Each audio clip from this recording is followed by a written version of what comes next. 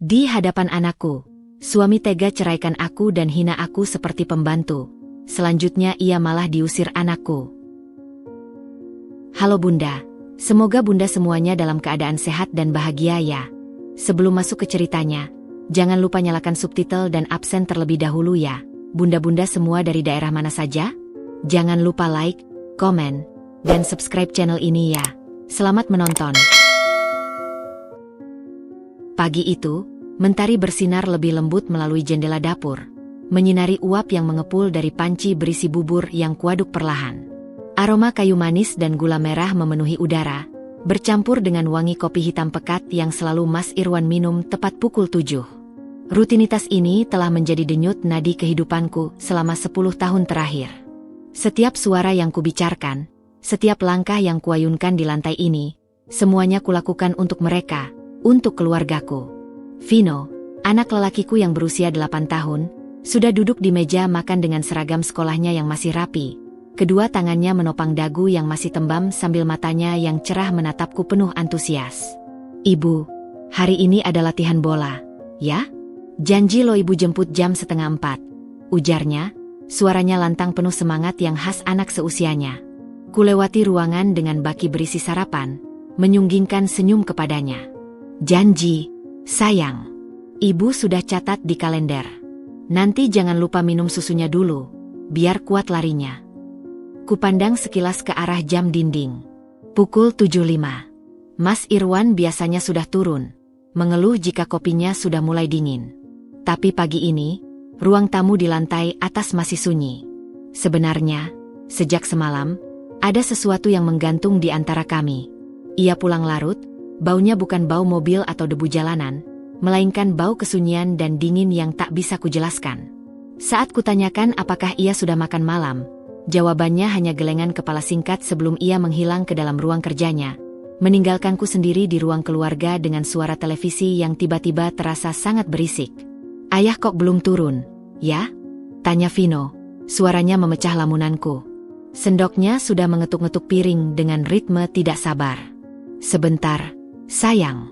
Mungkin ayah lagi lelah. Kubalas sambil berusaha menenangkan diri sendiri lebih dari menenangkannya. Akhirnya, langkah kaki yang kukenal terdengar di tangga. Perlahan, berat.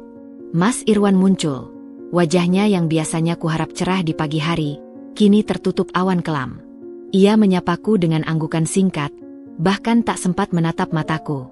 Ia langsung duduk di kursinya, mengambil secangkir kopi dan menyesapnya dalam-dalam, seolah mencari kekuatan dari dalamnya. Pagi, Mas, sapaku, berusaha menormalkan suasana. Buburnya masih anget. Nih, ada telur mata sapi juga, seperti yang Mas suka.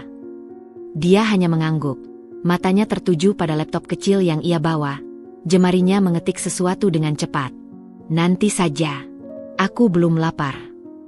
Vino, yang tidak memahami ketegangan halus ini, terus saja bercerita. Ayah, tadi di sekolah kemarin, Aldi jatuh dari pohon mangga. Lucu sekali. Yah, tapi dia nangis. Sih. Biasanya, Mas Irwan akan tertawa kecil atau setidaknya menanggapi cerita konyol anak kami itu. Tapi hari ini, ia hanya mendengus, tidak sekalipun mengalihkan pandangannya dari layar. Vino terdiam sesaat, wajahnya sedikit kecewa sebelum ia kembali menyendok buburnya. Ruangan kembali sunyi, hanya diisi suara sendok yang berdenting dan ketikan keras pada keyboard. Jantungku berdetak tidak karuan. Firasat buruk ini, seperti angin dingin yang mengelus tulang belakangku, membuat sarapan yang biasanya nikmat terasa seperti bubur tanpa rasa di lidah. Ada sesuatu yang sangat salah. Dan aku tahu, apapun itu, ia akan mengatakannya. Ia tidak pernah pandai menyimpan rahasia atau emosi untuk waktu yang lama. Aku menarik napas dalam-dalam, berusaha menenangkan diri. Mungkin hanya masalah di kantor. Mungkin hanya lelah. Mungkin besok semua akan kembali normal. Tapi sebuah suara kecil di kepalaku berbisik, mengingatkan pada tatapan hampa yang ia berikan semalam, pada jarak yang ia ciptakan secara tiba-tiba. Pagi ini terasa seperti jeda tenang sebelum badai, dan aku, dengan segenap jiwa raguku, berharap badai itu tidak akan pernah datang. Udara di ruang makan terasa semakin padat dan sulit dihirup. Setiap detik yang berlalu terasa seperti satu abad, dibebani oleh keheningan Mas Irwan yang mengerikan.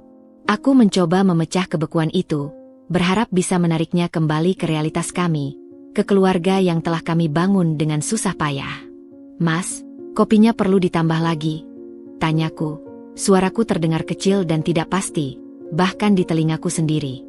"Atau mau kubuatkan yang baru? Ini sudah mulai dingin." Dia mengangkat pandangannya dari layar laptop untuk pertama kalinya sejak tiba. Namun, bukan kehangatan atau pengakuan yang kudapat. Matanya, yang dulu selalu kulihat berbinar saat memandangku, kini terasa seperti dua bongkah es yang menyala-nyala, dingin dan penuh penghakiman. Ia menghela napas panjang, seolah sedang memikul beban yang sangat berat, dan kemudian menutup laptopnya dengan sebuah ketukan yang final. "Tidak usah," jawabnya pendek. Suaranya serak, seolah tidak digunakan selama berjam-jam. Vino, yang merasakan ketegangan yang sama, mencoba lagi. "Ayah, lihat nih, aku habiskan semua buburnya," katanya dengan bangga, mengangkat piringnya yang sudah kosong, berharap untuk mendapatkan setidaknya senyum kecil dari ayahnya. Mas Irwan hanya meliriknya sekilas. "Bagus," gumamnya, tanpa antusiasme. Lalu, ia memalingkan wajahnya sepenuhnya kepadaku. Dadaku sesak. Aku tahu. Saatnya tiba. "Dinda," mulainya, dan namaku di mulutnya terdengar seperti sebuah tuduhan, bukan panggilan sayang. "Kita perlu bicara. Serius." Jantungku berdetak kencang, hampir menyakitkan.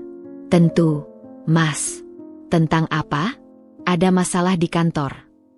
Aku berpegang pada harapan itu, pada penjelasan yang masuk akal dan bisa diperbaiki. Dia menggeleng, lambat, pasti. Matanya menatapku langsung, seolah menikmati setiap detik penderitaanku ini. "Tidak, ini tentang kita. Tentang pernikahan kita."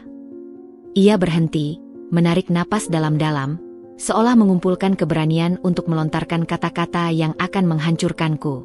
"Aku sudah tidak tahan lagi, Dinda. Aku ingin kita bercerai."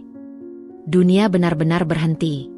Suara lalu lintas di luar, kicauan burung, bahkan suara napas Vino, semuanya menghilang, disedot oleh kevakuman yang diciptakan oleh kata-katanya. Kupastikan telingaku tidak menipuku. "Cerai," kata itu terasa asing, kejam, dan mustahil. "Mas?" kataku, suaraku bergetar tak terkendali, pecah menjadi pecahan-pecahan yang rapuh.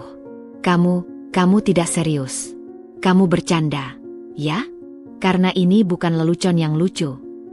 Aku mencoba tersenyum, sebuah upaya putus asa untuk mengubah semua ini menjadi kesalahpahaman yang mengerikan.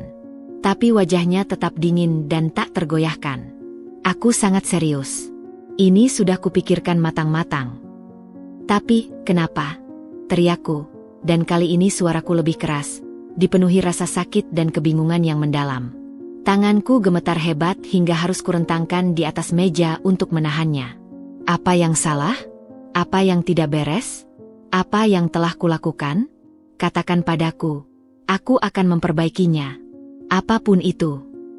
Air mata yang selama ini kutahan akhirnya meluber, mengalir panas di pipiku, menetes ke atas sarapan yang tiba-tiba terasa seperti abu. Vino terduduk membeku di kursinya. Piring kecilnya tergelincir dari tangannya yang kaget dan jatuh ke lantai, pecah berantakan dengan suara yang nyaring dan menusuk, mencerminkan keadaan hatiku pada saat itu. Matanya yang lebar dan polos itu dipenuhi ketakutan dan ketidakpercayaan, bolak-balik memandangi aku dan ayahnya, mencoba memahami bencana yang tiba-tiba melanda pagi yang tadinya tenang ini. Kehancuranku, rasa maluku yang mendalam, semuanya memudar dibandingkan dengan rasa sakit karena melihat kebingungan dan ketakutan yang tertanam di wajah anakku yang masih sangat kecil. Kebisuan yang menyelimuti ruangan setelah pengakuan Mas Irwan terasa lebih keras daripada teriakan manapun. Aku masih terpaku di kursiku, tubuhku terasa bukan milikku sendiri, mati rasa dan terpisah dari kenyataan mengerikan yang sedang terjadi. Suara pecahan piring Vino masih bergema di telingaku, sebuah simfoni kekacauan yang sempurna untuk kehancuran hidupku. Air mataku mengalir tanpa henti, membasahi bibirku yang gemetar, memberikan rasa asin pada kepahitan yang membanjiri mulutku. "Karena apa, Mas?" ulangku, suaraku parau, hampir tak terdengar, seperti desisan angin melalui celah-celah jendela.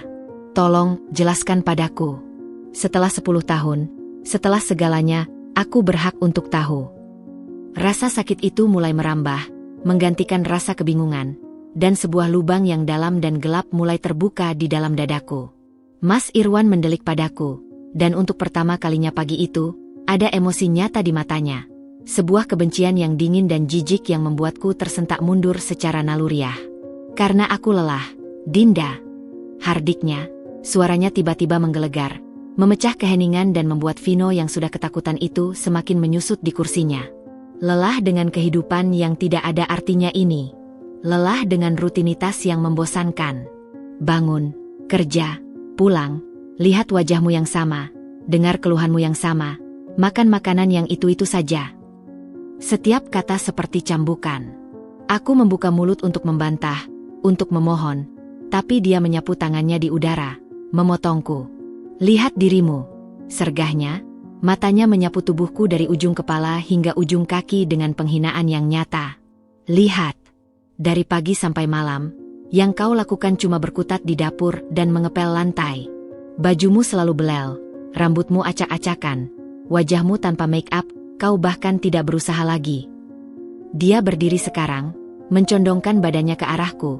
Jari telunjuknya menunjuk ke arahku seolah-olah aku adalah sampah yang menjijikkan. Apa bedanya kau dengan seorang pembantu, Dinda? Hah? Katakan padaku. Paling tidak, seorang pembantu masih bisa disuruh-suruh dengan jelas dan dibayar untuk jasanya. Kau hanya bisa mengeluh, meminta uang untuk belanja, dan mengharapkan pujian untuk setiap hal sepele yang kau lakukan. Kau itu beban. Beban yang membuatku terperangkap. Aku terengah-engah, setiap tuduhan menusuk seperti pisau. Rasa malu yang membakar menyelimuti kulitku.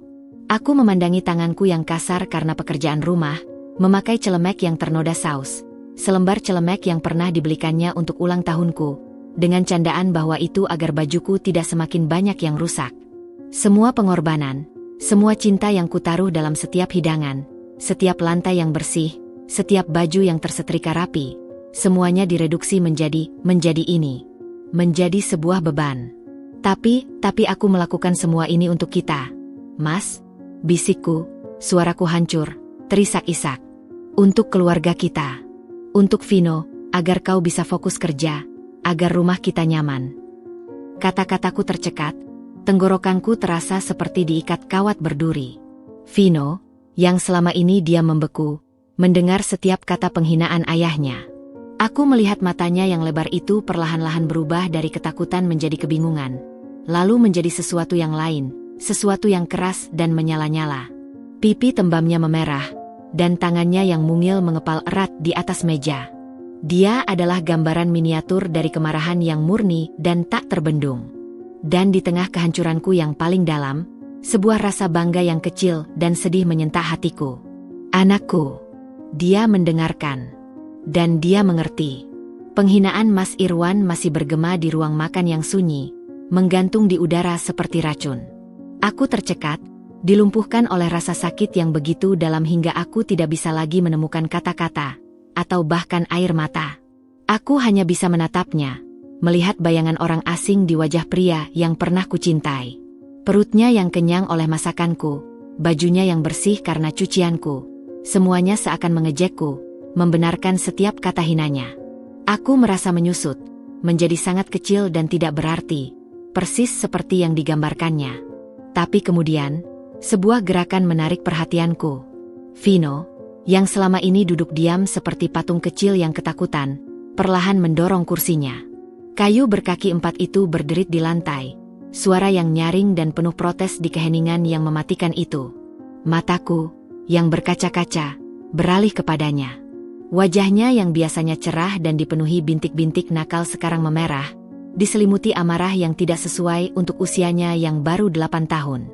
Bibirnya yang mungil bergetar, tetapi sorot matanya tajam, membara dengan api kebenaran yang tidak bisa dipadamkan oleh kata-kata kejam ayahnya.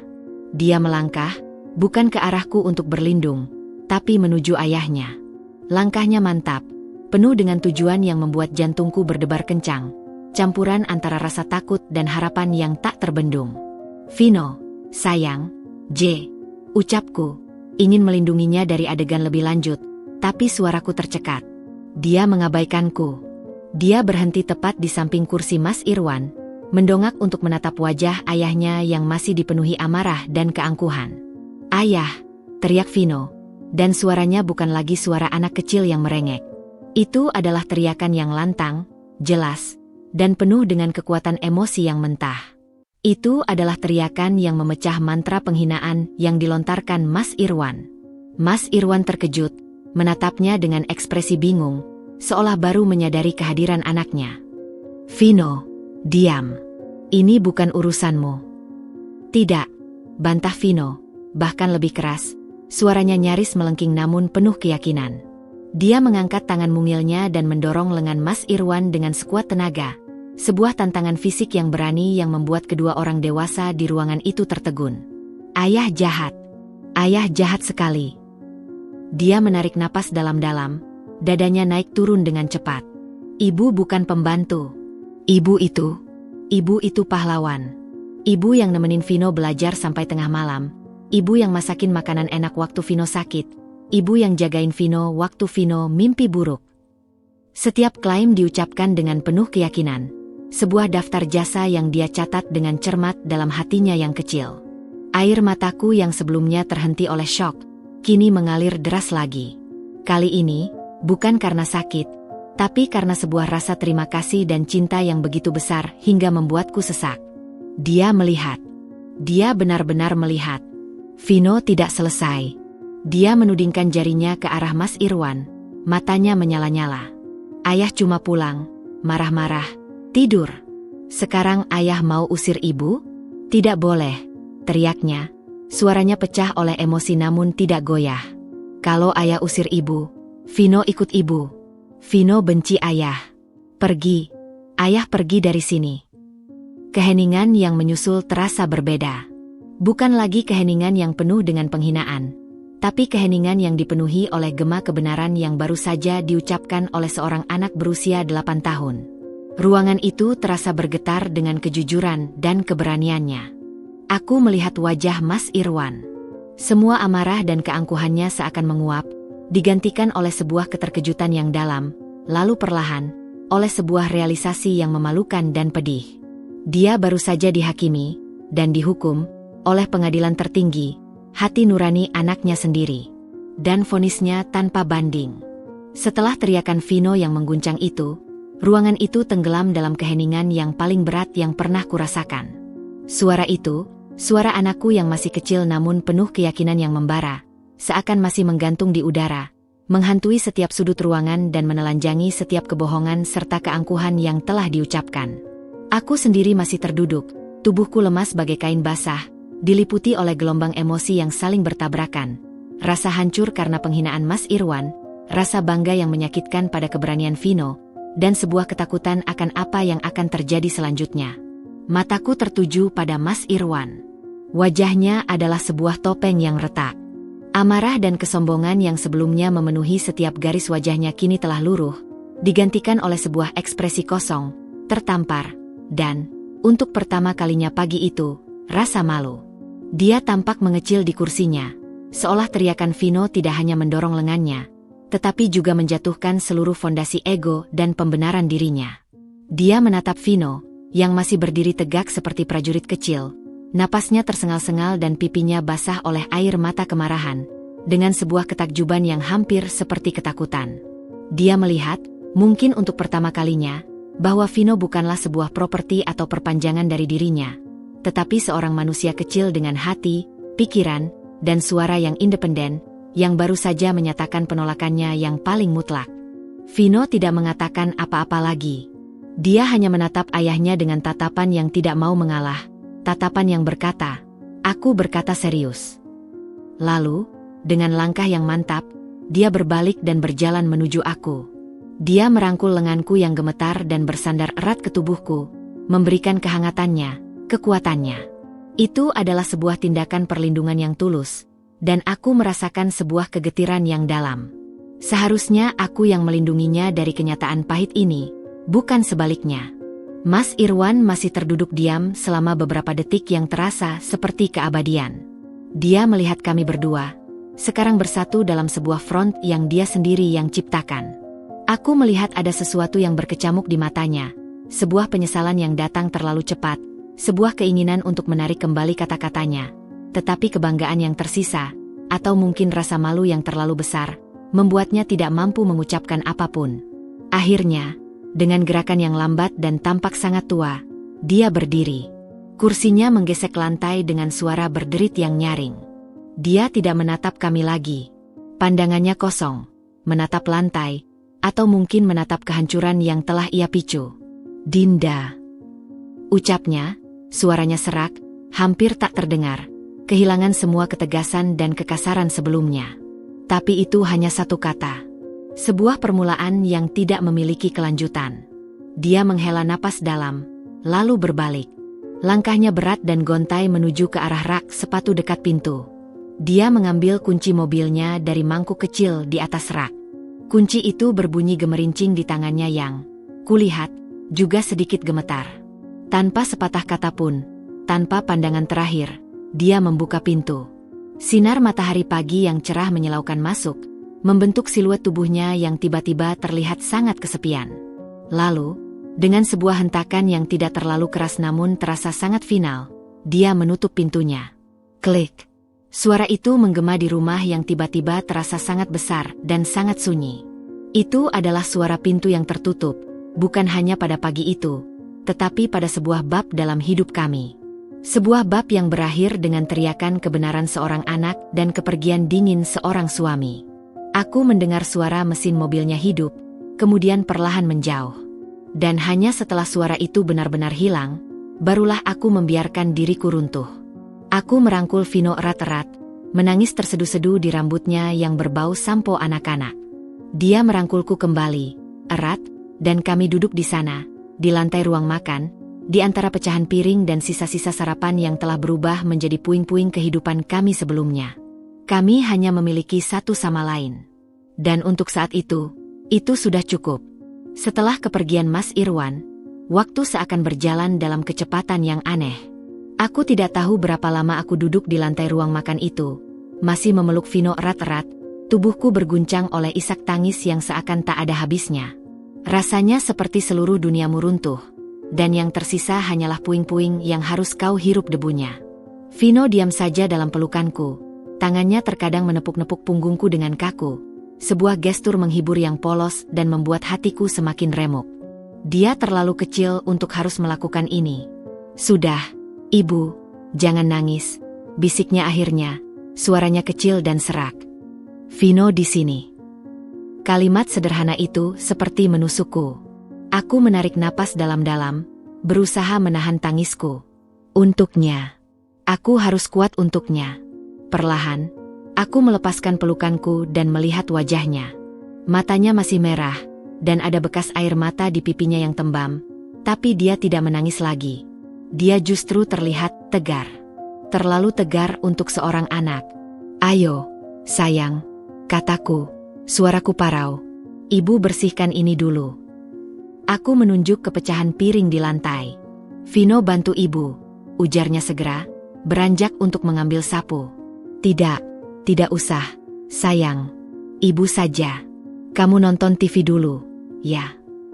Aku tidak ingin dia lebih terluka. Tapi dia menggeleng keras. "Vino mau bantu ibu." Akhirnya, kami membersihkan kekacauan itu bersama-sama. Aku menyapu pecahannya, dan Vino dengan hati-hati mengambil serpihan-serpihan besar dengan tangan mungilnya. Sunyi di rumah itu terasa nyata, seperti sesuatu yang hidup dan menindas. Setiap suara, gesekan sapu, langkah kaki kami, terdengar begitu keras, mengingatkan betapa kosongnya rumah ini sekarang. Setelah bersih, hari masih panjang. Aku mencoba menjalani rutinitas seperti biasa, tapi semuanya terasa palsu dan hampa. Aku mencuci piring, dan Vino duduk di kursi dapur, mengawasiku dengan tatapan waspada, seolah takut aku akan menghilang. "Ibu, kita makan siang apa?" tanyanya saat jam menunjukkan pukul 12. Pertanyaan itu membuatku tertegun. Biasanya, Aku sudah menyiapkan makan siang untuk Mas Irwan yang kadang pulang jika tidak ada meeting. Sekarang, Vino mau apa? Tanyaku lemah. Mie ayam, jawabnya. Yang biasa ibu masakin. Jadi, aku memasak mie ayam. Tapi rasanya berbeda. Seperti ada abu yang tercampur dalam kuahnya. Kami makan di meja makan yang sama, tapi hanya berdua. Kursi Mas Irwan kosong, sebuah pengingat yang menyakitkan. Sorenya, Vino tidak jadi latihan bola. Aku terlalu hancur untuk mengemudi, dan dia bahkan tidak meminta lagi. Dia hanya duduk di sampingku di sofa, memegangi tanganku, sementara aku menatap kosong ke depan. Apakah ayah benar-benar tidak pulang lagi, Ibu? Tanyanya tiba-tiba, suaranya kecil dan penuh ketidakpastian. Dadaku sesak. Aku tidak bisa berbohong padanya. Sepertinya, untuk sementara, sayang. Ayah butuh waktu sendiri. Tapi Vino bilang pada ayah untuk pergi, katanya, dan untuk pertama kalinya, ada sedikit penyesalan dalam suaranya. Apa itu salah? Aku segera memeluknya. Tidak, sayang. Tidak salah sama sekali. Kamu sangat berani. Kamu membela ibu. Ibu sangat bangga padamu. Aku mencium keningnya. Kadang-kadang, orang dewasa pun melakukan hal-hal yang salah. Dan kamu mengatakan yang sebenarnya. Itu hal yang baik. Dia mendekatkan kepalanya ke bahuku. Vino cuma mau ibu bahagia. Malam itu, kami tidur bersama di kamarku. Vino memeluk boneka beruangnya dan bersandar padaku. Dia tidak tertidur dengan mudah. Setiap ada suara dari luar, anjing menggonggong, angin yang berdesir, matanya langsung terbuka. Waspada. Ibu, bisiknya dalam gelap. Iya, sayang. Kita berdua saja, ya? Vino dan ibu. Kita pasti bisa. Air mataku kembali menetes, tapi kali ini, ada sedikit kehangatan di baliknya. Iya, sayang. Kita berdua saja. Kita pasti bisa. Akhirnya, dia tertidur. Napasnya teratur dan dalam. Tapi aku terjaga hampir sepanjang malam. Aku memandangi langit-langit, mendengarkan setiap suara dalam rumah yang terasa begitu besar dan sepi. Rasa sakit, malu, dan ketakutan masih menggerogotiku. Tapi di sampingku, ada sebuah kehadiran kecil yang hangat. Sebuah alasan. Sebuah anugerah. Dalam kesunyian malam yang pahit itu, aku berjanji pada diriku sendiri. Aku akan bangkit. Bukan untukku, tapi untuk pahlawan kecilku yang tidur di sampingku, yang dengan beraninya telah mengusir monster dari kehidupan kami. Aku akan belajar untuk menjadi kuat, untuknya. Matahari pagi berikutnya menyelinap melalui celah gorden, menyinari wajah Vino yang masih tertidur lelap di sampingku. Untuk sesaat, saat baru terbangun, aku disergap oleh ilusi bahwa semuanya normal. Lalu, kenangan itu menghantamku seperti truk sampah, kekosongan di sebelahku, keheningan yang tak wajar di rumah, dan rasa hampa yang menusuk di dada. Namun, berbeda dengan kemarin, rasa panik itu tidak lagi melumpuhkan. Di sampingku, Vino bergerak-gerak dalam tidurnya, lalu membuka matanya. Dia melihatku, dan alih-alih menangis atau ketakutan, dia memberikan senyum kecil yang mengantuk. Pagi, ibu, bisiknya, suaranya serak. Pagi, sayang, jawabku, berusaha membalas senyumnya. Suaraku masih parau, tapi ada tekad baru yang mulai bersemi, dipupuk oleh keberaniannya yang tulus. Dia duduk di tempat tidur, memandangiku dengan serius. Ibu sudah sarapan? Belum. Ibu baru bangun. Vino bantu ibu masak, ujarnya, melompat dari tempat tidur dengan energi yang sepertinya dia kumpulkan khusus untukku pagi ini. Hari itu kami membuat pancake bersama. Tepung bertebaran di meja dapur, adonan ada di mana-mana, dan pancake yang dihasilkan ada yang gosong dan ada yang belum matang. Tapi kami tertawa. Itu adalah tawa pertama sejak bencana itu terjadi, dan terasa seperti sebuah kemenangan kecil. Di tengah-tengah kekacauan yang membahagiakan itu, teleponku berdering. Nama pengacara keluarga, Pak Handoko, terpampang di layar. Jantungku berdebar kencang. Aku menyuruh Vino melanjutkan membuat pancake dan mengangkat telepon di ruang tamu. Bu Dinda, Suara Pak Handoko yang tenang dan profesional terdengar di seberang. Iya, Pak. Ada kabar. Begini, Bu. Saya sudah berkomunikasi dengan pengacara, dengan pihak Mas Irwan. Ada jeda singkat. Mereka mengajukan penyelesaian secara cepat. Mas Irwan melepas semua klaim atas hak asuh Vino. Aku menarik napas lega yang dalam.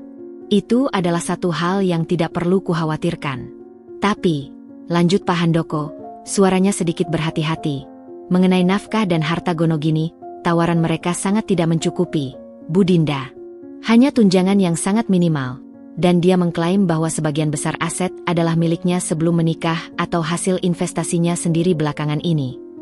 Aku memejamkan mata. Ini adalah penghinaan tambahan. Ingin membuatku menderita. Tapi melihat Vino yang sedang asyik menumpahkan sirup maple di pancakenya, hatiku mengeras. Terima saja, Pak, kataku. Suaraku lebih tegas dari yang kukira. Bu Dinda, apakah? Terima saja. Ulangku. Yang penting Vino. Yang penting kami bebas. Harta benda, saya akan urusi sendiri nanti. Aku tidak ingin terikat padanya bahkan dengan sepeser pun lebih dari yang diperlukan. Aku ingin pemutusan yang total. Setelah menutup telepon, aku kembali ke dapur. Vino melihat wajahku.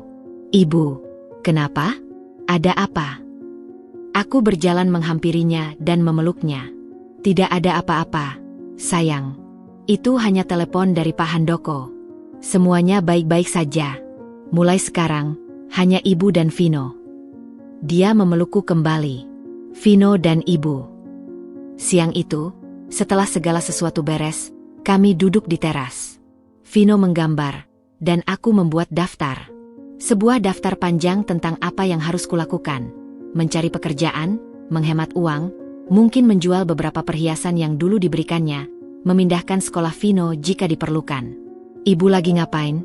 Tanya Vino, mengintip bukuku. Ibu lagi rencanain masa depan kita.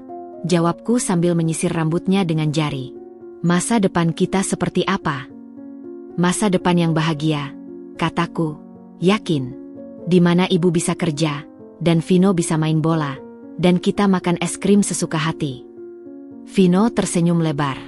Vino mau rasa coklat. Boleh sekali. Rasa coklat setiap hari kalau mau. Hari itu berakhir dengan lebih tenang. Malamnya, saat membacakan cerita untuk Vino, dia bertanya, Ibu, kita masih keluarga, kan? Walaupun cuma berdua. Aku mencium keningnya. Kita akan selalu menjadi keluarga, sayang. Keluarga tidak ditentukan oleh jumlah orangnya, tapi oleh cinta dan bagaimana kita saling menjaga. Dan ibu akan selalu menjagamu. Dia memelukku erat. Vino juga jaga ibu. Saat dia tertidur, aku tidak lagi merasa sesunyi kemarin. Ya, rumah itu sunyi. Tapi itu adalah kesunyian kami. Sebuah ruang untuk kami berdua membangun kembali kehidupan kami, sepotong demi sepotong. Rasa sakitnya masih ada, dan mungkin akan selalu ada. Tapi pagi ini, kami membuat pancake yang jelek dan tertawa. Dan itu adalah sebuah awal. Awal dari hidup baru kami. Hari-hari berikutnya membentuk sebuah ritme baru. Sebuah normalitas yang pahit namun perlahan-lahan mulai terasa nyaman. Namun, di tengah upayaku untuk membangun kembali kehidupan kami, aku mengamati perubahan halus namun signifikan pada Vino. Anakku yang dulu riang dan mudah percaya, kini menyimpan sebuah kewaspadaan yang konstan. Seperti seekor rusa yang selalu mengendus angin untuk mencium bahaya. Suatu pagi, bel pintu berbunyi. Itu hanya kurir pengiriman paket tetangga yang salah alamat. Tapi sebelum aku bisa beranjak, Vino sudah melesat dari kursinya di ruang keluarga. Matanya melebar. Itu siapa? Ibu? Desisnya. Suaranya bergetar sedikit. Tangannya yang mungil meraih ujung rokku, mencengkeramnya erat. Ayo, tenang, sayang. Itu pasti cuma paket untuk tetangga. Jawabku, berusaha meyakinkannya sambil berjalan ke pintu. Dia mengikuti di belakangku, bersembunyi di balik tubuhku, mengintip melalui celah dengan hati-hati saat aku membuka pintu. Hanya setelah kurir itu pergi dan pintu terkunci kembali, dia menarik napas lega. Perilaku ini menjadi pola. Setiap kali telepon berdering, dia akan membeku, matanya menatapku, menunggu untuk melihat ekspresiku. Jika suara di telepon itu laki-laki, bahunya akan naik mendekati telinganya. "Ibu, itu siapa?" tanyanya suatu kali, setelah aku menutup telepon dari seorang sales. "Itu cuma orang mau nawarin kartu kredit, sayang. Ibu sudah bilang tidak butuh." "Oh," ujarnya, tapi kewaspadaannya tidak langsung reda. Dia akan mengamati wajahku untuk memastikan aku tidak berbohong. Bahkan di sekolah, perubahan itu terlihat. Suatu sore, Bu Siska, wali kelasnya, menelepon. "Bu Dinda, maaf mengganggu. Saya hanya ingin bertanya, apakah semuanya baik-baik saja dengan Vino?" Jantungku berdebar. "Kenapa, ada apa, Bu?" "Dia, akhir-akhir ini sangat pendiam di kelas. Dulu dia aktif sekali, tapi sekarang seperti punya dunia sendiri. Dan waktu pelajaran olahraga kemarin, ada seorang ayah dari temannya yang datang menjemput.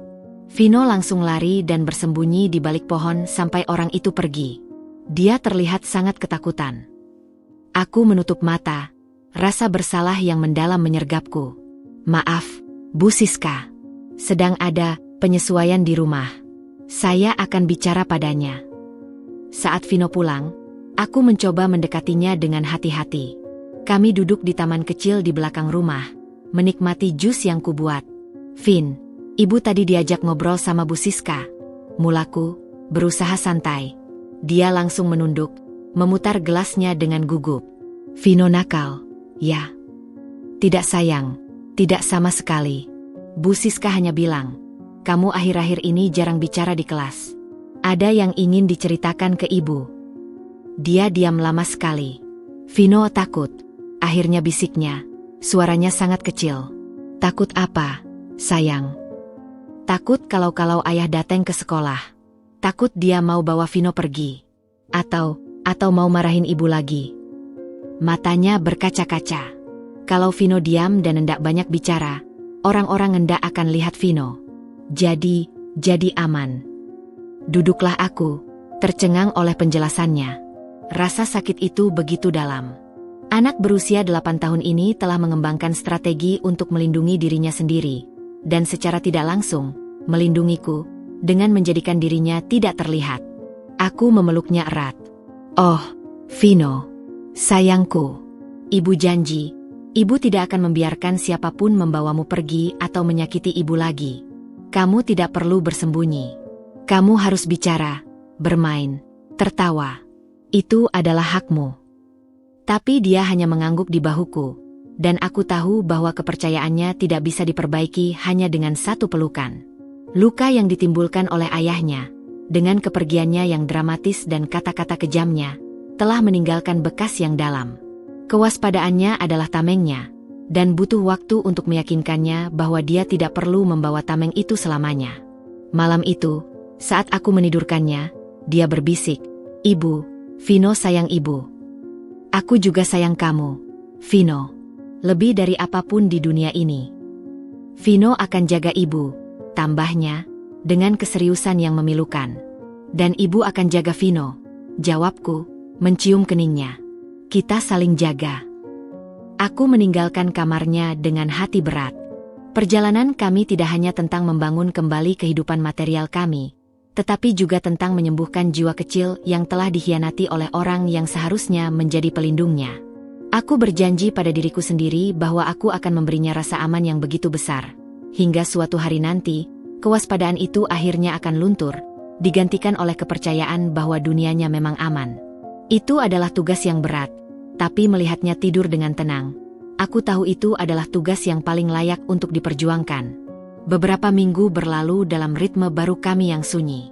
Aku sibuk dengan rencanaku, mulai dari menjual beberapa perhiasan yang tidak bermakna sentimental, hadiah-hadiah yang diberikan Mas Irwan lebih sebagai kewajiban daripada ungkapan cinta, hingga menjelajahi lowongan kerja online. Namun, di tengah kesibukan ini, dunia luar perlahan mulai menyusup kembali, terutama melalui media sosial. Aku tidak pernah memblokir atau meng-unfollow Mas Irwan.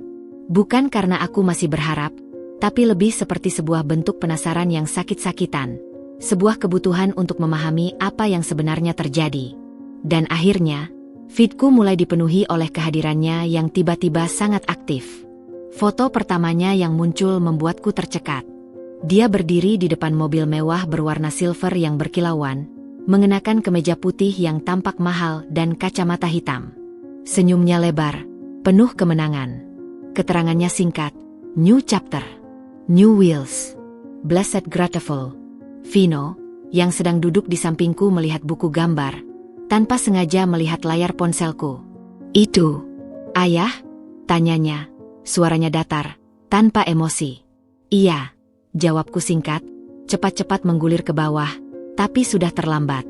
Dia tidak berkata apa-apa lagi, kembali menggambar. Tapi aku melihat cara memegang pensilnya menjadi lebih kencang. Itu hanya awal. Postingan berikutnya muncul dalam beberapa hari. Foto di dalam sebuah restoran mewah, makanan yang tersaji seperti karya seni, dan di seberangnya, terlihat sedikit bagian lengan seseorang yang mengenakan jam tangan mewah. Tidak cukup untuk mengidentifikasi siapa itu, tapi cukup untuk menimbulkan pertanyaan.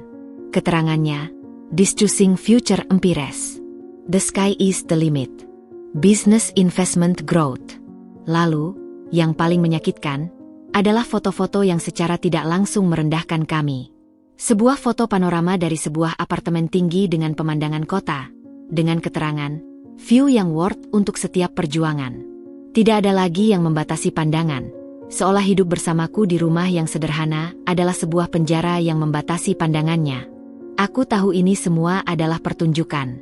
Sebuah sandiwara untuk dunia. Dan khususnya, untukku. Dia ingin aku melihatnya, ingin aku menyesali kepergiannya, ingin aku merasa bahwa dialah yang menang. Setiap like dan komentar pujian di postingannya adalah balasan atas penghinaan yang diterimanya dari Vino. Suatu sore, Tina, sepupuku, menelepon. Suaranya berisik, penuh dengan desas-desus. "Din, kamu lihat medsosnya mantanmu itu?" serunya tanpa basa-basi. Aku menghela napas. "Kebetulan lihat. Kenapa?" "Gila, ya," katanya, "dia sekarang jadi investor besar. Itu mobilnya saja harganya miliaran. Katanya bisnisnya lagi naik daun banget. Dia investasi di, apa? Ya, startup teknologi atau semacamnya. Semua orang pada bilang dia jenius." Ada sedikit rasa iri dalam suaranya. Kamu gak nyesel, kan?" Aku memandang Vino yang sedang asyik menyusun puzzle di lantai. "Tidak, Tin. Aku tidak menyesal. Uang dan mobil tidak bisa membeli hal-hal yang benar-benar penting." "Ah, iya juga sih. Tapi, jangan sedih ya, Din.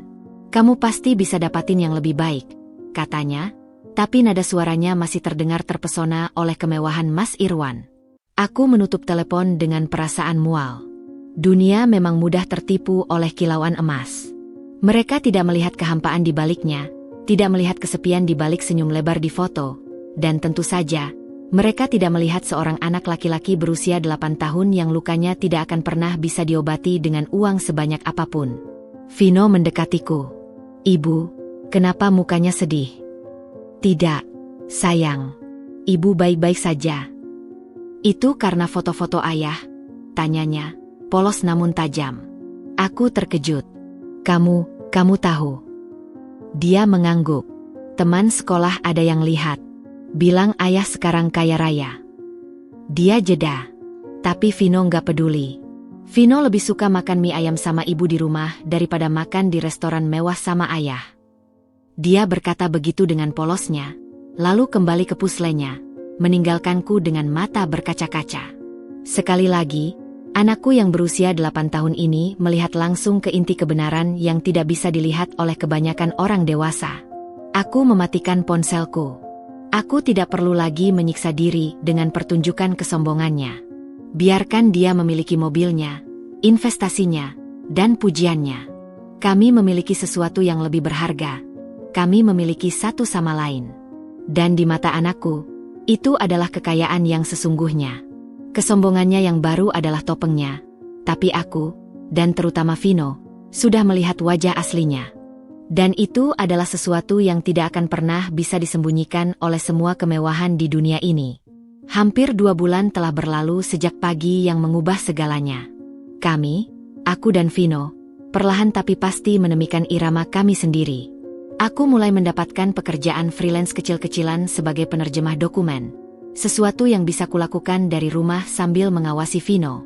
Hidup kami sederhana, jauh dari kemewahan yang dipamerkan Mas Irwan di media sosial, tapi dipenuhi dengan kejujuran dan kedamaian yang tidak ternilai harganya. Vino pun mulai menunjukkan tanda-tanda pulih. Tertawanya semakin sering terdengar, dan kewaspadaannya yang konstan mulai sedikit berkurang, meski tidak pernah benar-benar hilang.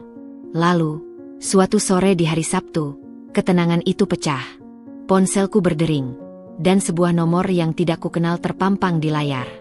Biasanya, aku tidak akan mengangkat panggilan dari nomor tidak dikenal, tapi sesuatu, mungkin firasat, membuatku menjawabnya. Halo. Diam sejenak.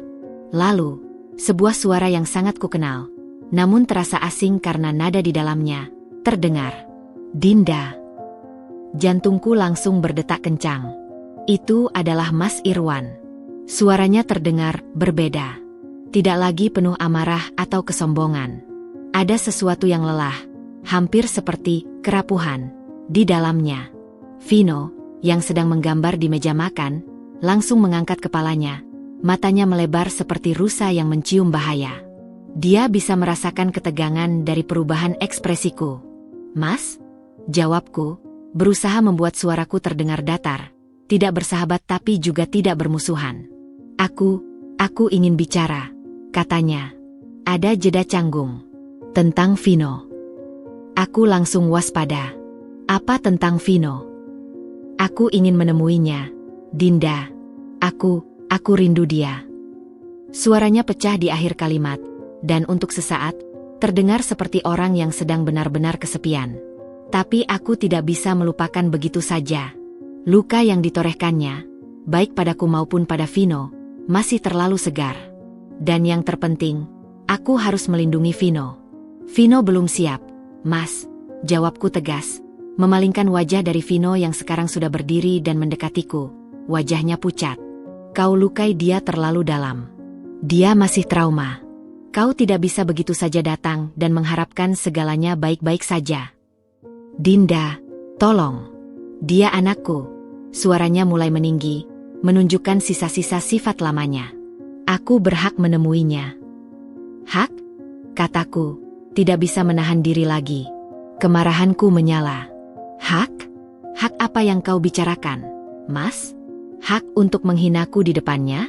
Hak untuk membuatnya ketakutan? Hak untuk menunjukkan padanya bahwa cinta itu bersyarat dan bisa dicabut begitu saja? Kau menyia-nyiakan hakmu sebagai seorang ayah. Sekarang kau datang menuntut hak. Dia terdiam di seberang sana, terkesiap oleh amarahku yang biasanya jarang kutungkusikan. Vino meraih lenganku. Ibu, itu ayah? Bisiknya. Suaranya bergetar ketakutan. Aku mengangguk, meletakkan jari di bibirku agar dia diam. Aku sudah berubah, Dinda, katanya, sekarang dengan nada memohon. Aku tahu aku salah. Aku ingin memperbaiki segalanya. Izinkan aku bertemu Vino, bahkan jika hanya sebentar. Aku tidak percaya pada perubahan yang terjadi hanya dalam 2 bulan, Mas. Dan yang lebih penting, Vino tidak percaya. Dia tidak mau menemuimu. Itu tidak mungkin. Dia pasti mau. Kau yang melarangnya, kan? Kau yang memutuskanku dari dia. Tuduhnya, kembali ke pola pikir lamanya. Tanya saja pada siapapun yang pernah kau suruh jemput dia ke sekolah. Tanya Bu Siska. Vino lari dan bersembunyi setiap ada laki-laki yang dia kira adalah kau. Itu yang kau inginkan? Memaksakan kehadiranmu dan membuatnya semakin ketakutan. Hardikku, suaraku mulai terguncang oleh emosi. Dia terdiam lagi. Aku bisa mendengar napasnya yang berat di telepon. Kalau begitu, aku akan menuntut hak asuh. Ancamnya, putus asa. Aku akan buktikan bahwa kau tidak layak dan menghalang-halangi hubunganku dengan anakku. Mendengar itu, Vino yang ketakutan tiba-tiba berteriak, cukup keras hingga pasti terdengar di telepon. Tidak. Vino mau sama ibu. Vino tidak mau sama ayah. Ayah jahat. Teriakan itu seperti tamparan.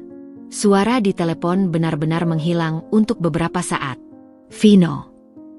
bisik Mas Irwan. Suaranya hancur. Kau dengar itu, Mas? Kataku, sambil memeluk Vino yang kini menangis terseduh-seduh di pinggangku. Itu adalah pilihan anakmu. Dan dia berusia 8 tahun, dia sudah bisa menyatakan keinginannya di pengadilan. Kau bisa menghabiskan uangmu untuk pengacara, tapi kau tidak bisa memaksakan cinta, Mas. Sekarang, tolong jangan hubungi kami lagi sampai kau benar-benar introspeksi, bukan karena kesepian atau karena egoismu yang tersakiti. Aku menutup telepon tanpa menunggu jawabannya. Tanganku gemetar. Aku meremas ponsel itu sekuat tenaga, lalu memeluk Vino yang masih terisak. SHHH, sudah, sayang, sudah. Ibu di sini. Ibu tidak akan biarkan siapapun memisahkan kita. Ibu janji. Dia memelukku erat. Jangan tinggalin Vino, Ibu. Tidak pernah, sayang. Ibu tidak akan pernah meninggalkanmu. Panggilan itu meninggalkan rasa tidak enak. Itu adalah pengingat bahwa meskipun kami telah membangun tembok, dunia luar, dan khususnya Mas Irwan, selalu bisa mencoba menerobosnya.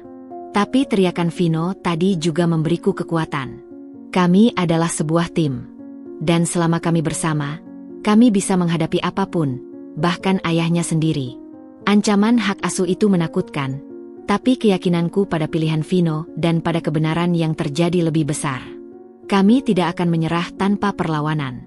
Beberapa minggu setelah panggilan telepon yang menegangkan itu, kehidupan kami kembali tenang. Ancaman hak asuh dari Mas Irwan sepertinya hanya gertakan belaka, karena tidak ada kabar lagi dari pengacaranya. Aku fokus pada pekerjaan freelance-ku dan pada Vino, yang perlahan-lahan mulai menunjukkan secercah kepercayaan dirinya yang dulu. Kami bahkan mulai memiliki tradisi baru, menonton film kartun setiap Jumat malam dengan berondong jagung buatan sendiri. Suatu sore, saat aku sedang menjemput Vino dari sekolah, seorang ibu dari teman sekelasnya, Ibu Rina, menghampiriku dengan raut wajah yang berbinar-binar penuh desas-desus. "Ibu Dinda, apa kabar?" Sapanya, tapi matanya sudah berbinar penuh keingintahuan. "Baik, Bu. Ada yang bisa saya bantu?" Jawabku sopan, sambil memegangi tangan Vino yang sudah mulai menarik-narikku untuk segera pulang. "Ibu dengar kabar tentang mantan suami ibu?" Dia melanjutkan, menurunkan suaranya meski Vino jelas-jelas masih bisa mendengar. Aku mengencengkan genggamanku pada tangan Vino. "Tidak banyak, Bu. Kami sudah tidak berkomunikasi." "Oh," dia terkesiap, seolah ini adalah berita mengejutkan. Katanya bisnisnya yang mentereng itu bermasalah. "Loh, konon, itu bukan bisnis beneran, tapi semacam skema investasi bodong." Jantungku berdetak sedikit lebih kencang, tapi bukan karena senang. Ini lebih seperti rasa ngeri. "Benarkah? Itu kabar yang cukup serius." "Iya," katanya dia janjin return yang besar banget, bujuk-bujuk orang untuk investasi. Sekarang, uangnya tidak bisa ditarik, dan yang punya perusahaan itu kabur. Tapi katanya, Mas Irwan itu salah satu orang utama yang promosiin. Jadi sekarang dia yang dituju oleh para investor yang marah. Vino mendongak, memandangiku dengan mata penuh pertanyaan. Aku cepat-cepat mengucapkan selamat tinggal pada Ibu Rina dan membawa Vino pergi. Di dalam mobil, Vino bertanya, "Ibu, apa itu investasi bodong?" Aku menarik napas dalam-dalam.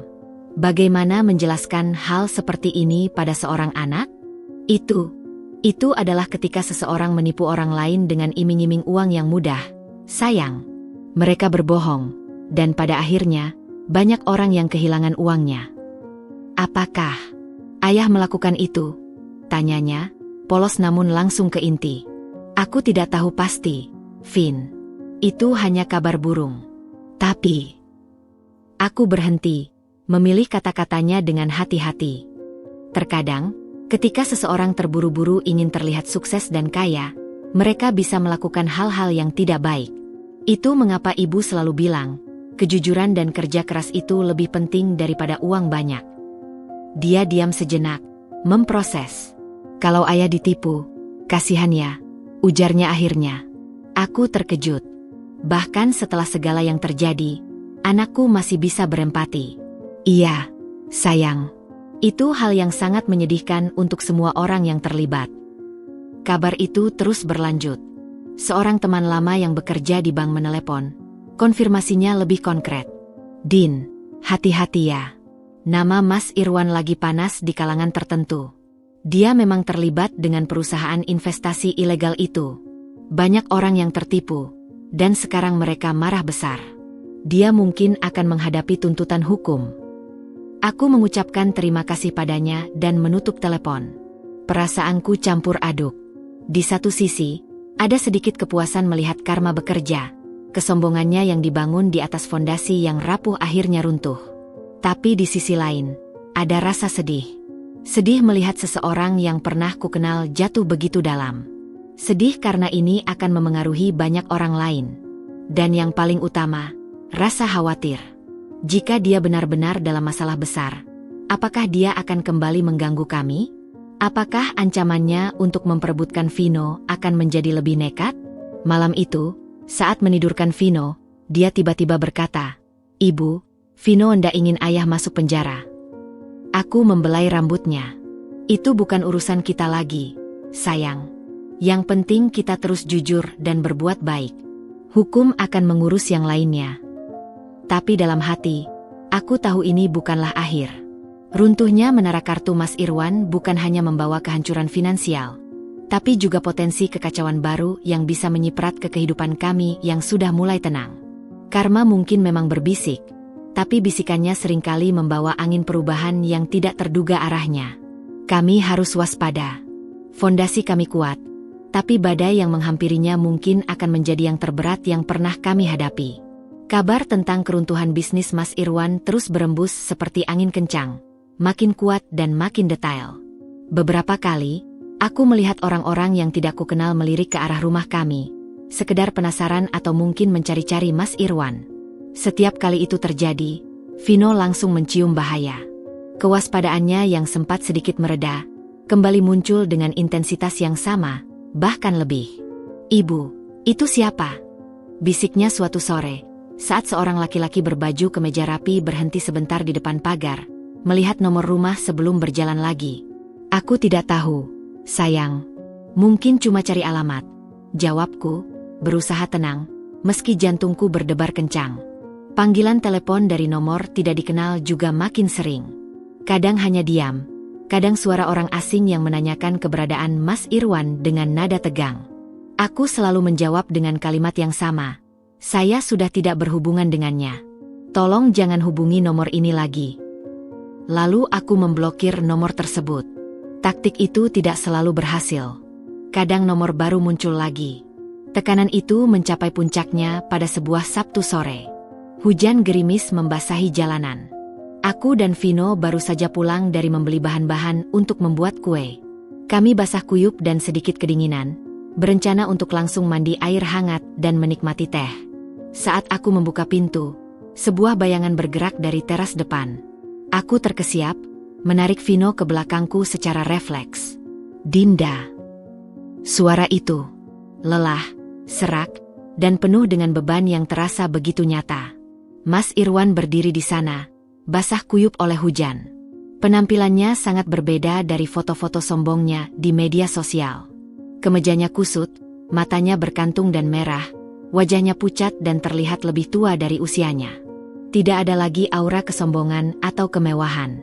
Yang tersisa hanya kehancuran dan keputusasaan. Vino langsung menyembunyikan wajahnya di balik punggungku. Tubuhnya menegang. "Mas, apa yang kau lakukan di sini?" tanyaku, berusaha menjaga suaraku tetap datar dan tidak menunjukkan rasa takut, meski tanganku menggenggam erat tangan Vino yang dingin. Aku perlu bicara," katanya. Suaranya gemetar. Entah karena kedinginan atau karena hal lain. "Tolong, ini penting. Kita sudah tidak ada yang perlu dibicarakan, Mas. Silakan pergi." Aku mencoba menutup pintu, tapi dia menyandarkan tangannya, mencegahnya. "Tolong, Dinda. Hanya 5 menit. Aku dalam masalah besar." Matanya berlinang, dan untuk pertama kalinya, aku melihatnya hampir menangis. Aku tidak punya tempat lain untuk pergi. Vino menarik-narik bajuku. "Ibu, jangan." "Vino takut," bisiknya, Suaranya kecil dan getir. Dengar itu, Mas? Kataku. Suaraku mulai meninggi karena emosi. Anakmu takut. Dia takut padamu. Apakah kau tidak mengerti? Setiap kehadiranmu hanya membawa ketakutan dan kecemasan baginya. Kami sudah memulai hidup baru. Kami ingin damai. Tolong, hormati itu. Aku tahu aku salah, teriaknya tiba-tiba, membuat Vino semakin meringkuk di belakangku. Aku sudah dihukum, Dinda. Lihatlah aku. Aku kehilangan segalanya. Uangku habis, reputasiku hancur, orang-orang ingin menyakitiku. Aku mungkin akan dipenjara. Air matanya akhirnya menetes, bercampur dengan air hujan di wajahnya. Aku hanya ingin melihat anakku. Sebelum semuanya benar-benar berakhir. Aku ingin minta maaf. Tolong, Dinda. Jangan halangi aku. Aku melihatnya, dan untuk sesaat, rasa iba yang dalam menyergapku. Ini adalah bayangan dari pria yang dulu ku kenal, hancur dan tersesat. Tapi kemudian, aku ingat penghinaannya, ancamannya, dan yang paling penting, ketakutan Vino. Meminta maaf bukanlah tentang kau merasa lebih baik, Mas, kataku, suaraku lebih lembut tapi tegas. Ini tentang apakah orang yang kau sakiti mau memaafkanmu. Dan Vino belum siap. Melihatmu seperti ini hanya akan melukainya lebih dalam. Kau pikir melihat ayahnya hancur dan menangis akan membuatnya merasa lebih baik? Itu egois. Dia terpana, seolah tidak pernah memikirkan hal itu dari sudut pandang Vino. Tapi, dia anakku. Dan kau sudah memilih untuk tidak menjadi ayahnya ketika kau memutuskan untuk menghina ibunya dan pergi meninggalkannya. Potongku. Sekarang, tolong, pergi. Carilah bantuan, hadapi masalahmu. Tapi jangan libatkan kami. Itu hal terbaik yang bisa kau lakukan untuknya sekarang. Aku melihat ke bawah, ke Vino yang masih bersembunyi. Vino, apa kamu ingin bicara dengan ayah? Dia menggelengkan kepalanya dengan kuat, wajahnya masih tertanam di bajuku. Kau dengar itu, Mas? Itu adalah jawabannya. Sekarang, saya mohon, pergilah. Aku menutup pintu perlahan kali ini. Tidak ada perlawanan dari seberang. Yang terdengar hanya isak tangis yang teredam, lalu langkah kaki yang tertatih-tatih menjauh. Aku merangkul Vino erat. Kami berdiri di balik pintu yang tertutup, mendengarkan hujan yang menderu, dan suara kepergian seorang pria yang telah menghancurkan segalanya, termasuk dirinya sendiri. Desakannya bukan lagi tentang kekuasaan atau kesombongan. Itu adalah keputusasaan. Dan itu, dalam banyak hal, justru lebih berbahaya. Hujan masih turun dengan derasnya, membentuk selubung suara white noise yang menyelimuti rumah. Aku dan Vino masih berdiri di belakang pintu yang terkunci, mendengarkan langkah kaki Mas Irwan yang perlahan menjauh, tenggelam dalam deru hujan. Tubuh Vino masih gemetar hebat di pelukanku. Ibu, dia sudah pergi, bisiknya, suaranya kecil dan penuh trauma. Sudah, sayang, sudah pergi, jawabku, berusaha meyakinkannya dan juga diriku sendiri. Aku mengintip melalui gorden jendela samping pintu. Jalanan sudah kosong. Hanya ada genangan air dan hujan yang terus mengguyur. Tapi perasaan tidak enak itu masih membekam di dadaku. Keadaannya yang putus asa tadi terasa seperti ancaman yang lebih besar daripada kemarahannya yang dulu. Aku membawa Vino ke kamar mandi, memandikannya dengan air hangat untuk menghangatkan tubuhnya yang dingin dan menenangkan pikirannya. Dia diam saja selama dimandikan, matanya menatap kosong ke depan. Ibu, ujarnya tiba-tiba saat kukeringkan rambutnya dengan handuk. Ayah bilang dia mau dipenjara. Dadaku sesak. Mungkin, sayang. Tapi itu bukan salah kita. Itu konsekuensi dari pilihan yang dia buat sendiri. Apakah itu akan menyakitkan? Penjara. Pertanyaan itu menyayat hatiku. Aku tidak tahu, Vin. Tapi yang penting, kita aman di sini. Ibu akan jaga kamu. Malam itu, kami tidur lebih awal. Tapi aku tidak bisa memejamkan mata. Setiap bunyi tetesan hujan yang menimpa atap, setiap lenguhan angin, membuatku terkejut dan waspada. Bayangan wajah Mas Irwan yang hancur dan penuh keputusasaan tidak mau pergi dari pikiranku. Apakah dia masih berkeliaran di luar? Apakah dia akan melakukan hal bodoh? Keesokan harinya, Minggu, cuaca cerah. Aku berusaha menciptakan suasana normal. Kami membuat pankek untuk sarapan, dan Vino perlahan mulai kembali ceria. Tapi ketegangan masih terasa. Setiap kali ada suara mobil lewat, kami berdua secara refleks menengok ke arah jendela. Sorenya, saat aku sedang menyiram tanaman di teras depan, dia datang lagi. Dia terlihat lebih buruk dari kemarin. Bajunya masih basah dan kusut, seperti dia tidak pulang semalaman. Matanya merah dan bengkak, dan dia berjalan terhuyung-huyung, seperti orang mabuk atau sangat kelelahan. Dinda, gumannya, suaranya parau. Tolong. Vino, yang sedang bermain sepeda di halaman dalam, langsung berhenti. Wajahnya pucat. Dia cepat-cepat lari dan berdiri di belakangku, menggenggam erat kain celanaku. Mas, aku sudah bilang kemarin. Tidak ada lagi yang perlu kita bicarakan, kataku, berusaha tenang meski jantung berdebar kencang. Aku tidak membuka pagar, berdiri di baliknya seperti sebuah pembatas simbolis. Aku tahu. Dia mengangguk-angguk, tapi matanya tidak fokus. Aku tidak tahu harus kemana. Mereka akan menangkapku. Dinda, aku takut. Air mata mulai menetes lagi di pipinya yang kotor. Aku minta maaf. Aku minta maaf untuk segalanya. Untuk semua yang aku katakan, semua yang aku lakukan. Aku bodoh. Aku sombong. Aku hancurkan segalanya. Dia merosot ke tanah, duduk di trotoar basah di depan pagar, kepalanya tertunduk di antara lututnya. Tubuhnya terguncang oleh isak tangis yang hebat. Itu adalah pemandangan yang menyedihkan dan memilukan. Vino memandangnya dari balik punggungku, matanya penuh dengan konflik, rasa takut, kebingungan, dan mungkin sedikit rasa iba. Aku bukan siapa-siapa lagi, Dinda. Lolongnya, suaranya parau. Aku kehilangan segalanya. Uang, teman, reputasi, semuanya. Dan yang paling menyakitkan, aku kehilangan kalian. Aku tahu itu salahku. Tapi tolong, jangan biarkan aku sendirian seperti ini. Aku tidak kuat.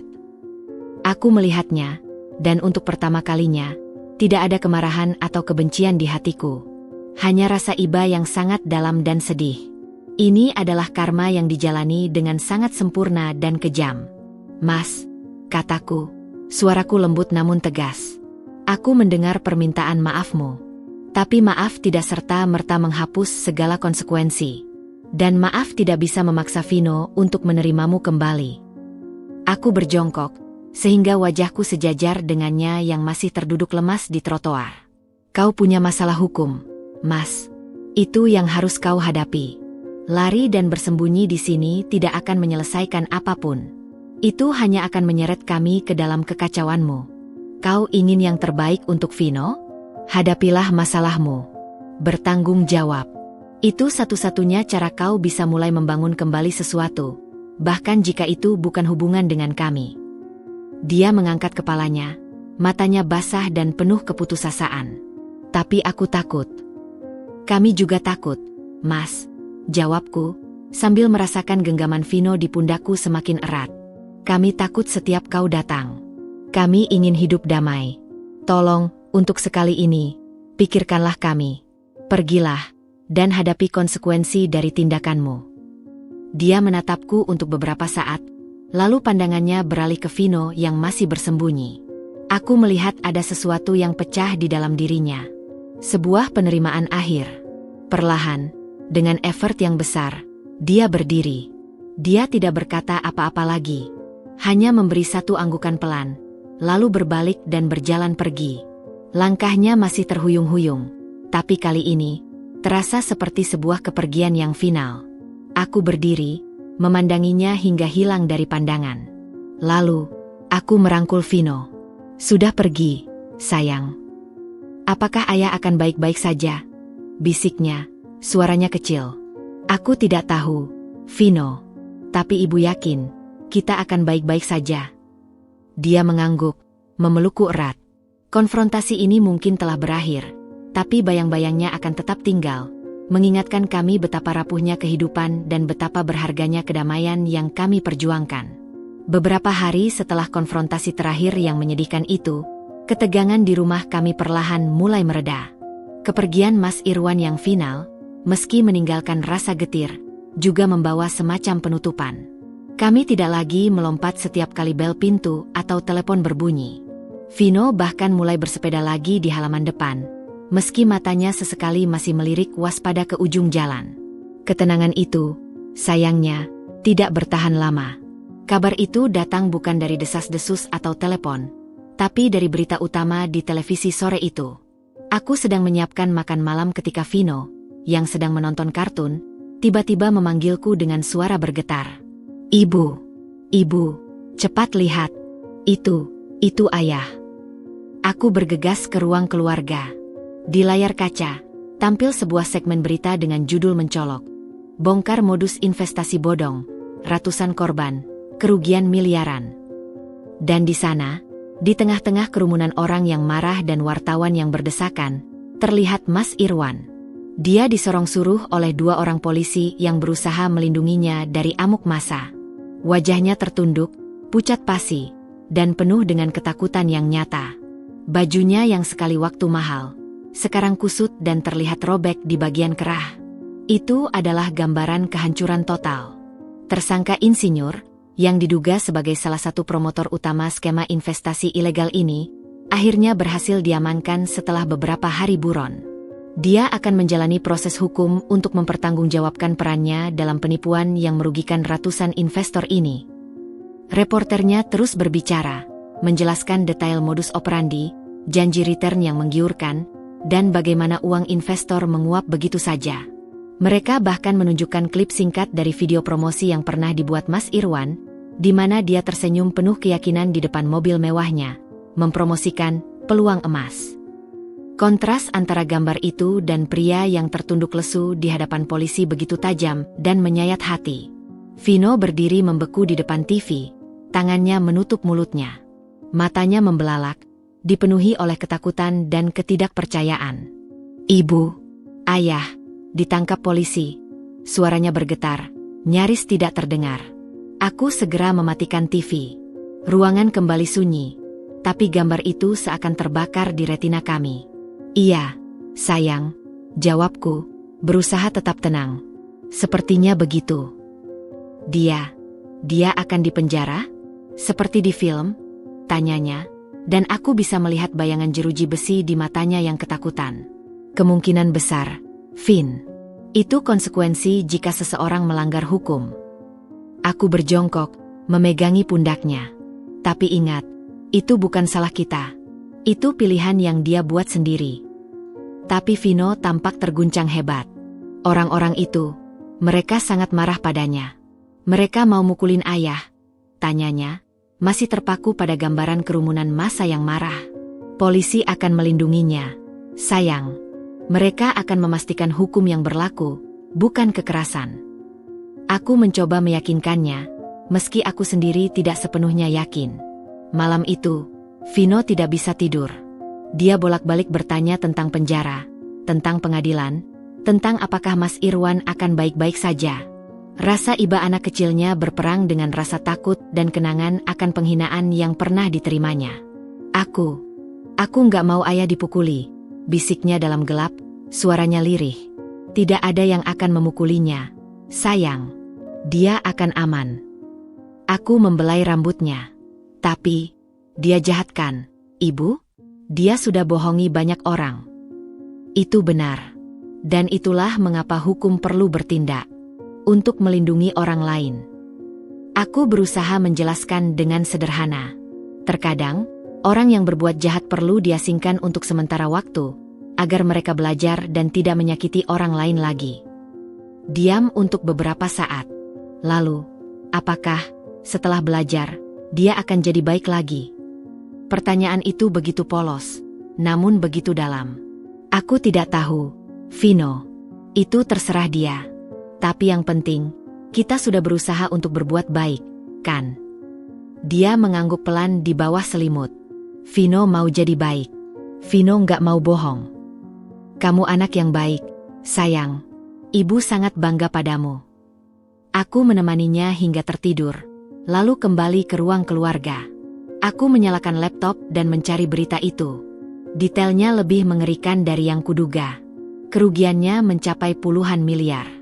Banyak korbannya adalah orang tua yang menggadaikan rumah atau menghabiskan tabungan pensiun mereka. Kemarahan publik begitu besar. Ini adalah kehancuran total yang diundang olehnya sendiri. Kesombongan, ketamakan, dan kebutuhan untuk membuktikan diri, semuanya telah membawanya ke titik terendah dalam hidupnya. Tidak ada lagi mobil mewah, tidak ada lagi apartemen tinggi, tidak ada lagi pujian. Yang tersisa hanya aib, hutang, dan kemungkinan masa depan yang suram di balik jeruji. Melihat semua ini, aku tidak merasakan kemenangan atau kebahagiaan. Yang kurasakan justru sebuah kesedihan yang mendalam dan hampa. Sedih untuk semua orang yang terlibat, sedih untuk Vino yang harus menyaksikan ayahnya seperti itu, dan bahkan sedih untuk Mas Irwan.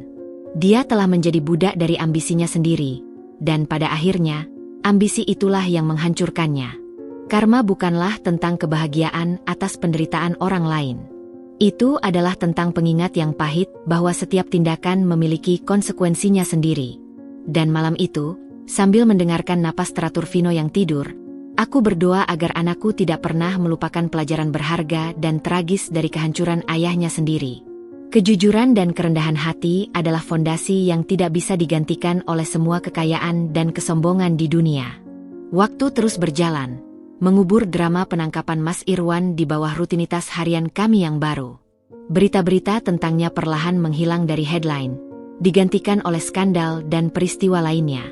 Bagi dunia, dia sudah menjadi sekadar catatan kaki, sebuah peringatan tentang keserakahan.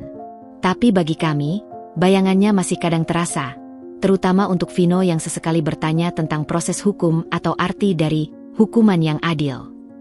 Hidup kami mulai menemukan stabilitas. Usaha catering kecil-kecilanku mulai dapat pesanan rutin dari tetangga dan kenalan. Uangnya tidak banyak, tapi cukup untuk memenuhi kebutuhan kami dan memberiku rasa percaya diri yang lama hilang. Vino sudah tidak lagi melompat saat bel pintu berbunyi, dan senyumnya sudah lebih sering menghiasi wajahnya yang cerah. Lalu, suatu sore yang tampak biasa-biasa saja, sebuah surat resmi datang melalui pos. Amplopnya polos, dengan cap pengadilan di sudutnya. Jantungku berdebar kencang. Apakah ini terkait dengan kasus Mas Irwan? Apakah kami akan dipanggil sebagai saksi? Dengan tangan gemetar, kubuka amplop itu. Isinya bukan panggilan, tapi sebuah pemberitahuan resmi. Mas Irwan telah divonis. Hukumannya beberapa tahun penjara. Surat itu juga menyertakan sebuah lampiran. Sebuah surat darinya yang telah disensor oleh pihak berwajib. Vino, yang sedang mengerjakan PR di meja makan, melihat wajahku yang pucat. Ibu, ada apa? Tidak ada apa-apa, sayang. Cuma surat dari pengadilan. Jawabku, berusaha menyembunyikan getaran di tanganku. Aku menunggu sampai Vino tidur malam itu untuk membacanya. Duduk di ruang keluarga yang sunyi, dengan hanya diterangi lampu baca, akhirnya kubuka surat itu. Tulisan tangannya, yang dulu begitu familiar, sekarang terlihat goyah dan tidak pasti, seolah ditulis oleh orang yang berbeda. Dinda, jika surat ini sampai kepadamu, berarti aku sudah mulai menjalani hukuman. Tidak ada hari yang berlalu tanpa penyesalan yang membakar diriku. Aku menulis ini bukan untuk membenarkan diriku, karena tidak ada yang bisa membenarkan apa yang telah kulakukan. Aku menulis hanya karena aku ingin kamu, dan terutama Vino, tahu bahwa aku mengakui semua kesalahanku. Aku sudah hancur, Dinda. Benar-benar hancur. Tidak hanya secara finansial atau reputasi, tapi secara mental dan spiritual. Di dalam sel yang sunyi ini, yang tersisa hanyalah bayangan semua kesombonganku, semua kata-kata kejam yang pernah kuucapkan, dan gambaran ketakutan di wajah Vino saat terakhir kali aku melihatnya. Itu adalah siksaan yang jauh lebih berat daripada hukuman penjara manapun. Aku tahu permintaan maafku sudah sangat terlambat dan mungkin tidak ada artinya lagi. Aku telah menyia-nyiakan cintamu, kepercayaanmu, dan yang paling menyedihkan, aku telah mengkhianati peran sebagai seorang ayah untuk Vino. Menghina kamu di depannya adalah kesalahan terbesarku, sebuah luka yang mungkin tidak akan pernah sembuh untuknya. Aku minta maaf. Aku minta maaf untuk semua penghinaan, untuk semua ancaman, untuk semua egoisme yang membutakan mataku. Aku tidak berharap untuk diampuni. Aku juga tidak berharap bisa kembali ke kehidupanmu. Hidupku sudah kacau, dan aku tidak ingin menyeret kalian ke dalam kekacauan ini. Aku hanya ingin kamu tahu bahwa aku sadar bahwa di balik semua topeng kesombongan itu, ada seorang pengecut yang sekarang menanggung akibat dari keangkuhannya sendiri. Tolong, katakan pada Vino bahwa ayahnya minta maaf, bahwa dia tidak bersalah, dan bahwa segala sesuatu yang terjadi adalah kesalahan ayah sepenuhnya. Katakan padanya untuk tumbuh menjadi pria yang baik dan jujur, kebalikan dari ayahnya. Ini mungkin surat terakhir dariku. Aku akan menggunakan waktu di sini untuk benar-benar introspeksi, jika itu mungkin. Sekali lagi, maafkan aku, Irwan. Air mataku menetes membasahi kertas itu. Surat itu berisi segala sesuatu yang ingin kudengar darinya sejak pagi yang mengerikan itu. Pengakuan, penyesalan, dan permintaan maaf yang tulus. Tapi itu datang setelah segalanya hancur berantakan. Itu datang dari balik jeruji penjara. Itu datang terlambat. Aku melipat kembali surat itu dan menyimpannya. Aku tidak membacanya untuk Vino malam itu. Dia masih terlalu kecil untuk memahami kompleksitasnya. Tapi esok harinya, saat sarapan, aku membicarakannya dengan hati-hati. Vin, ibu dapat surat dari ayah kemarin. Mulaku. Dia menghentikan sendoknya, matanya berbinar penuh keingintahuan. Dari penjara. Iya. Dia minta maaf. Katanya dia sangat menyesal sudah menyakiti kita. Diam sejenak. Apakah dia masih marah? Tidak, sayang. Dia tidak marah. Dia hanya sangat sedih. Apakah kita harus maafin dia? Tanyanya, polos. Aku menarik napas. Memaafkan itu pilihan, Vin. Suatu hari nanti, mungkin kita bisa memaafkannya, bukan untuk dia, tapi untuk kita sendiri, agar kita tidak menyimpan kebencian. Tapi itu tidak berarti kita harus melupakan apa yang terjadi, atau membiarkan dia kembali menyakiti kita. Kamu mengerti? Dia mengernyitkan dahinya, berpikir. Jadi, kita kasihan sama dia, tapi kita tetap harus jaga diri kita sendiri. Tepat sekali. Kebijaksanaan yang sederhana namun mendalam dari seorang anak. Iya, sayang. Persis seperti itu.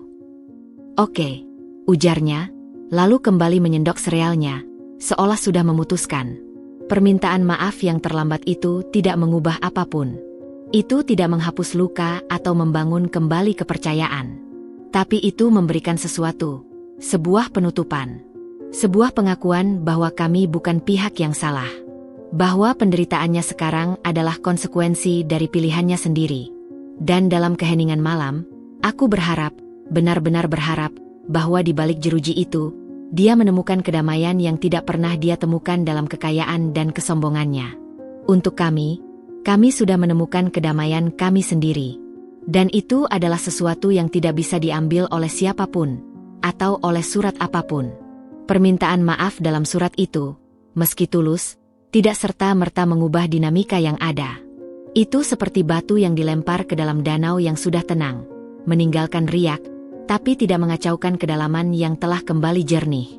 Kami, aku dan Vino, terus melanjutkan hidup kami. Aku fokus mengembangkan usaha catering, dan Vino semakin percaya diri di sekolah, bahkan bergabung dengan tim bola lagi. Luka itu belum sepenuhnya sembuh, tapi sudah tidak lagi berdarah. Sekarang hanya menjadi bekas luka yang mengingatkan kami pada kekuatan yang kami miliki. Beberapa bulan setelah surat itu datang, pada sebuah hari Sabtu yang cerah, bel pintu berbunyi. Aku sedang membuat kue di dapur, sementara Vino asyik membaca komik di ruang keluarga. Vino, tolong buka pintunya, sayang. Mungkin itu pesanan kue ibu, pintaku, tangan penuh dengan adonan. Aku mendengar langkahnya yang lincah menuju pintu, lalu, keheningan. Tidak ada suara sapaan, tidak ada suara pintu ditutup. Hanya keheningan yang panjang dan menegangkan. Ibu, panggil Vino. Suaranya datar, tidak seperti biasanya. Ibu, datang sini. Something in his tone made my blood run cold. I quickly wiped my hands and walked to the front door. Dan di sana, berdiri di balik pagar, adalah Mas Irwan. Dia terlihat sangat berbeda dari orang yang digambarkan dalam berita atau bahkan dari bayanganku. Dia lebih kurus, wajahnya tampak tirus dan lebih tua dari usianya. Pakaiannya sederhana dan sedikit lusuh.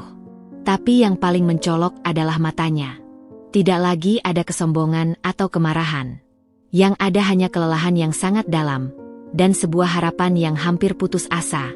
"Dinda," ucapnya, suaranya serak. "Halo." Vino berdiri di belakangku, tangannya memegang erat ujung bajuku. Aku bisa merasakan ketegangan di tubuh kecilnya. "Mas," jawabku, menjaga nada datar. "Apa yang kau lakukan di sini? Kau seharusnya..." Aku tidak menyelesaikan kalimatku, tidak ingin membahas masa hukumannya di depan Vino. Aku dibebaskan lebih awal, jelasnya cepat, seolah menangkap arah pikiranku. Atas perilaku baik. Dia menarik napas dalam-dalam. Aku ingin bicara. Langsung. Bukan lewat surat. Aku tidak membuka pagar. Kita sudah bicara lewat surat, Mas. Dan aku rasa tidak ada lagi yang perlu ditambahkan. Aku tahu. Dia mengangguk, matanya berkeliling, melihat rumah, taman, dan akhirnya berhenti pada Vino. "Vino," bisiknya, suaranya bergetar penuh emosi. "Kamu sudah sangat besar." Vino tidak menjawab. Dia hanya menyembunyikan wajahnya lebih dalam di balik punggungku. "Lihat, Mas," kataku, suaraku mulai tegas. Dia tidak nyaman. Kami sudah membangun kehidupan baru kami. Kami damai. Tolong, jangan ganggu kedamaian ini. Aku tidak mau mengganggu, Dinda. Aku cuma ingin sekali melihatnya. Ingin dengar suaranya. Air matanya mulai menitik. Aku sudah kehilangan segalanya. Tahun-tahun itu, reputasi, uang, tapi yang paling ku sesali adalah kehilangan kalian. Aku mohon, izinkan aku memperbaiki kesalahan. Aku akan melakukan apapun. Aku akan mulai dari nol.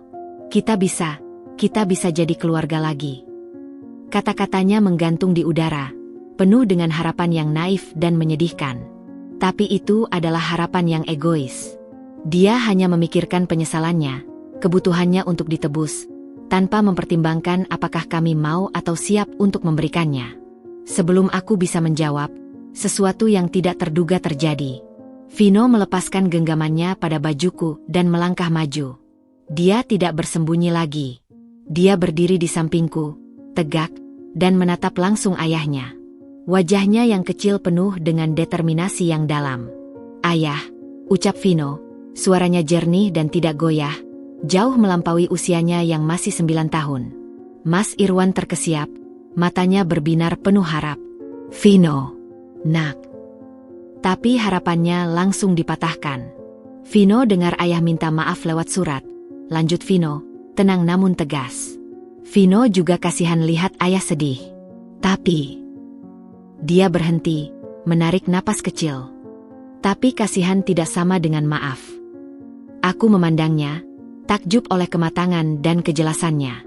Ayah sudah menyakiti ibu, menghina ibu, membuat ibu nangis setiap malam, ujar Vino. Setiap kata diucapkan dengan jelas, menusuk langsung ke jantung. Ayah juga bikin Vino takut. Vino sampai nggak mau ke sekolah karena takut ketemu ayah. Mas Irwan terlihat seperti tertampar. "Vino, ayah." Vino belum bisa maafin ayah. Setelah Vino, suaranya sedikit lebih keras, memotongnya. Dan Vino tidak mau keluarga sama ayah lagi. Vino dan ibu sudah bahagia sendiri. Kita kuat berdua. Dia kemudian menunjuk ke jalan. Ayah sudah pilih jalan ayah dulu. Sekarang, ini jalan kita. Ayah, pergi saja. Tolong, jangan buat ibu sedih lagi.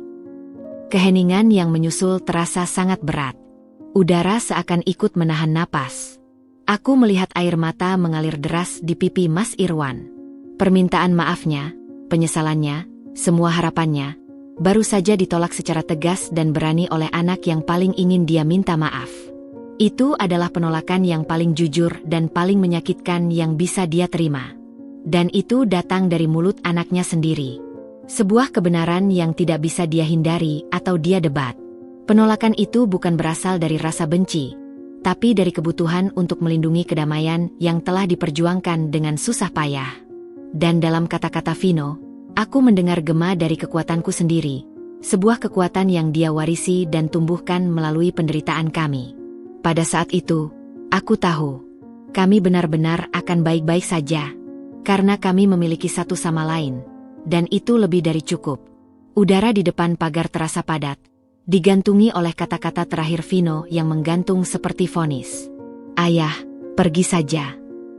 Itu bukan teriakan kemarahan anak kecil, tapi pernyataan tenang dari sebuah keputusan yang sudah matang, sebuah perlindungan yang lahir dari rasa sakit yang dalam.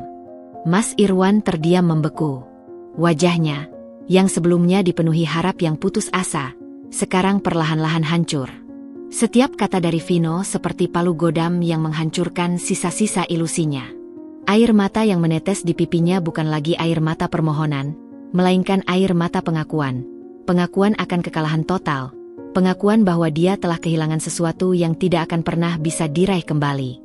Dia melihat Vino, bukan sebagai anak kecil yang bisa dibujuk atau ditakut-takuti, tapi sebagai seorang individu yang memiliki kedaulatan atas perasaannya sendiri.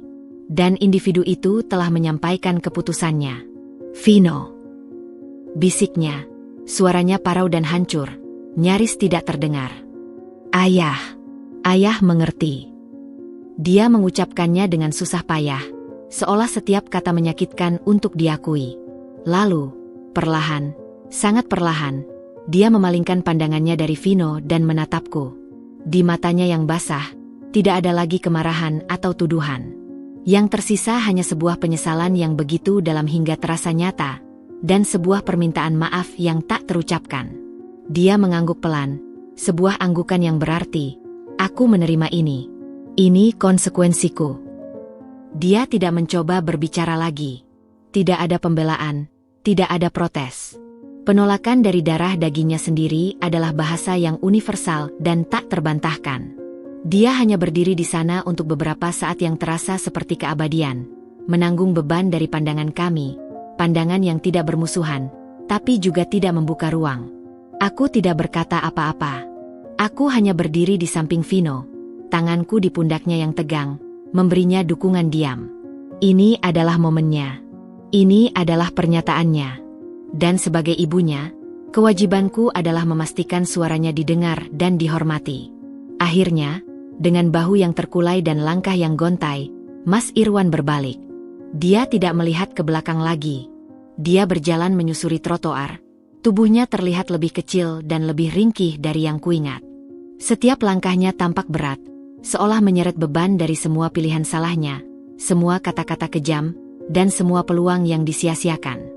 Vino dan aku menyaksikan kepergiannya. Diam. Suara lalu lintas yang biasa terdengar seakan menghilang, digantikan oleh kesunyian yang bermakna. Ini bukan kepergian yang dramatis seperti dulu. Ini adalah kepergian yang sunyi, final, dan penuh dengan kepasrahan. Saat dia berbelok di ujung jalan dan menghilang dari pandangan, Vino menghela napas panjang. Aku bisa merasakan ketegangan di tubuhnya perlahan-lahan mengendur. Kamu baik-baik saja, sayang? Tanyaku, berjongkok untuk menatap matanya. Dia mengangguk. Matanya masih sedikit berkaca-kaca, tapi tidak ada air mata yang jatuh. Iya, Ibu. Vino baik-baik saja. Dia jeda, memikirkan sesuatu. Apa tadi Vino terlalu jahat? Oh, tidak, sayang. Tidak sama sekali, jawabku, memeluknya erat. Kamu jujur. Kamu mengatakan apa yang kamu rasakan. Dan kamu melindungi ibu dan juga dirimu sendiri. Ibu sangat bangga padamu. Dia memelukku kembali. Vino cuma mau kita berdua aman dan bahagia. Kita akan aman dan bahagia, bisikku, yakin. Kita sudah membuktikannya, kan? Kami kembali ke dalam rumah. Pintu tertutup, mengunci dunia luar dan segala drama yang dibawanya. Suasana di dalam terasa berbeda. Lebih ringan. Seolah sebuah bab yang gelap akhirnya benar-benar ditutup. Bukan dengan teriakan atau amukan, tapi dengan sebuah ketegasan yang damai. Vino kembali ke komiknya, dan aku kembali ke kueku di dapur. Tidak ada lagi yang perlu dikatakan. Pengusiran itu, yang dilakukan dengan keberanian dan kejujuran seorang anak, telah berbicara lebih keras dari ribuan kata. Itu adalah batas yang ditetapkan, sebuah pernyataan bahwa kami tidak akan lagi menjadi bagian dari kekacauan atau penderitaannya. Dia telah diusir bukan dari sebuah tempat, tapi dari kehidupan kami. Dan kali ini, oleh suara yang paling tidak bisa dia bantah, suara dari anak yang pernah dia hina di depannya. Karma tidak selalu tentang pembalasan dramatis. Terkadang, itu tentang sebuah penolakan yang tenang dan tegas dari mereka yang paling kamu sakiti. Dan itu, mungkin, adalah hukuman yang paling adil dan paling pahit yang pernah bisa diterima oleh seseorang. Kepergian Mas Irwan yang final, yang diusir oleh ketegasan Vino, seolah menjadi titik balik yang sesungguhnya. Sebuah penutupan yang tidak hanya secara fisik, tetapi juga secara emosional. Seperti sebuah pintu yang akhirnya terkunci rapat, mengunci semua bayangan dan kegelisahan masa lalu di luar, membiarkan kami bernapas lega di dalam ruang kami sendiri yang aman. Hari-hari berikutnya diwarnai oleh sebuah kedamaian baru yang lebih dalam. Kewaspadaan yang selama ini selalu menyelimuti Vino, perlahan tapi pasti, mulai mencair. Aku memperhatikan perubahan kecil yang berarti. Dia tidak lagi melompat saat bel pintu berbunyi. Dia bahkan mulai bersepeda sampai ke ujung jalan, sesuatu yang tidak dilakukannya selama berbulan-bulan, dan kembali dengan cerita-cerita kecil tentang kucing tetangga atau bunga yang baru mekar. "Ibu, lihat, bunga sepatu di depan rumah Pak RT warnanya merah sekali," serunya suatu sore, wajahnya bersemu kemerahan oleh matahari dan semangat. "Cantik ya, sayang. Besok kita tanam yang warna pink di pot depan. Mau?" Jawabku, hati berbunga melihat keceriaannya yang perlahan kembali. "Iya." Vino mau pilih potnya. Usaha catering rumahan kecilku juga mulai menunjukkan kemajuan. Dari hanya menerima pesanan dari tetangga, kini mulai ada yang merekomendasikan dari mulut ke mulut. Seorang ibu dari sekolah Vino memesan nasi box untuk arisan di rumahnya. "Bu Dinda, nasinya enak sekali. Bumbunya pas. Lauknya juga banyak. Pasti saya pesan lagi next time," pujinya melalui telepon, membuatku tersenyum lebar. Vino mendengar percakapanku. Begitu aku menutup telepon, dia melompat-lompat kegirangan. "Ibu, kita dapat order banyak lagi? Artinya ibu bisa beli sepatu bola baru untuk Vino." Matanya berbinar penuh harap. Aku tertawa, memeluknya. "Belum secepat itu, sayang. Tapi ibu janji, kalau usahanya sudah lancar, sepatu bola baru pasti jadi prioritas." "Yes, Vino akan bantu ibu. Vino bisa bikin kue kering," ujarnya antusias. Dan benar, dia benar-benar membantu. Di akhir pekan, dia berdiri di sampingku di dapur, dengan apron kecilnya, dengan serius mengaduk adonan kue atau membungkus nasi box dengan rapi. Pekerjaannya tentu tidak sempurna, kadang berantakan, tapi tekun dan penuh kebanggaan. "Lihat, Ibu, Vino sudah jadi ahli bungkus nasi," katanya, menunjukkan sebuah nasi box yang dibungkus agak miring, dengan wajah penuh percaya diri. "Wah, hebat sekali anak ibu. Besok-besok bisa buka usaha sendiri nih," pujiku, membuatnya tersipu malu. Malam-malam kami diisi dengan hal-hal sederhana. Kami sering duduk di teras belakang, menikmati teh hangat dan kue buatanku, sambil bercerita tentang hari masing-masing. Vino mulai bercerita lagi tentang teman-temannya, tentang pelajaran di sekolah, tentang mimpi-mimpinya. Aku mendengarkan dengan saksama, menikmati setiap detilnya, bersyukur karena kepercayaannya padaku, dan pada dunia, perlahan pulih. Suatu malam, saat kami sedang memandang bintang, dia berkata, "Ibu, Vino senang sekarang." "Senangnya karena apa, sayang?" tanyaku, menatapnya. "Karena tenang. Tidak ada yang marah-marah. Tidak ada yang bikin ibu nangis. Cuma ada Vino dan ibu." Dia memegang tanganku. "Vino mau kayak gini terus." Mataku berkaca-kaca. "Ibu juga mau kayak gini terus, sayang. Ibu janji akan berusaha sekuat tenaga agar kita selalu bahagia." Tidak semua hari mudah. Masih ada hari di mana pesanan sepi, atau ada tagihan yang menumpuk.